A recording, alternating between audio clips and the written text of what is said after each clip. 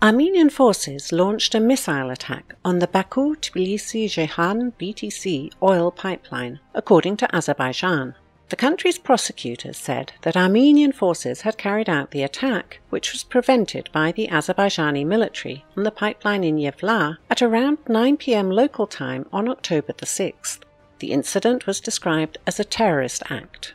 The BTC pipeline delivers Azeri light crude oil, mainly from the Azeri-Chirag-Guneshli field, through Georgia to Turkey's Mediterranean port of Ceyhan for export via tankers.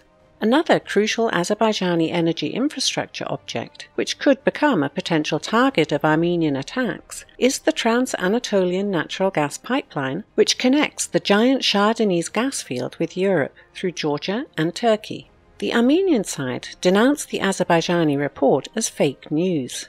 Both Azerbaijan and Armenia regularly accuse each other of striking civilian and infrastructure objects on their sovereign territory and denounce the opponent's claims as propaganda and fakes.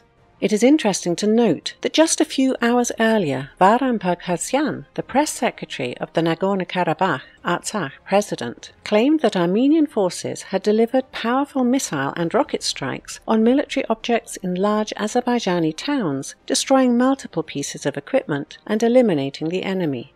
The Azerbaijani official narrative provides a similar position that Azerbaijani forces are pulverizing Armenian military targets.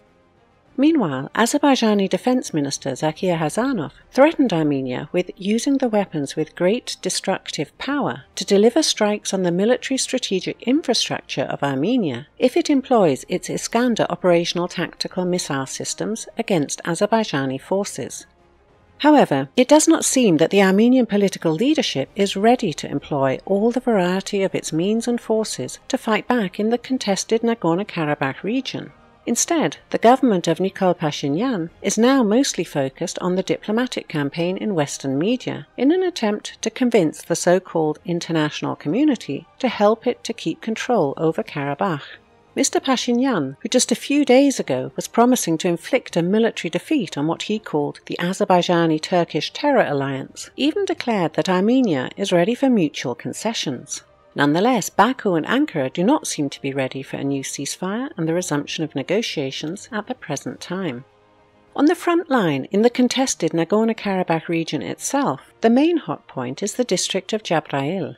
Using the worsening weather conditions, fog and thick clouds, which complicate the work of Azerbaijani combat drones, Armenian forces were able to stabilize the front line and prevent further gains of the Azerbaijani military in this part of Karabakh. On October the 7th, Armenia even claimed that a large-scale Azerbaijani attack had been repelled in the area. The Defense Ministry claimed that over 60 dead and multiple equipment pieces were left by Azerbaijan on the battlefield.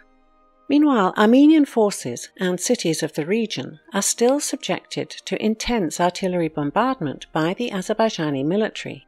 Heavy destruction was inflicted on the city of Stepanakert. As soon as the weather improves, Azerbaijan, with help from Turkey, will likely resume active drone strikes and launch a new phase of the ground offensive along the contact line.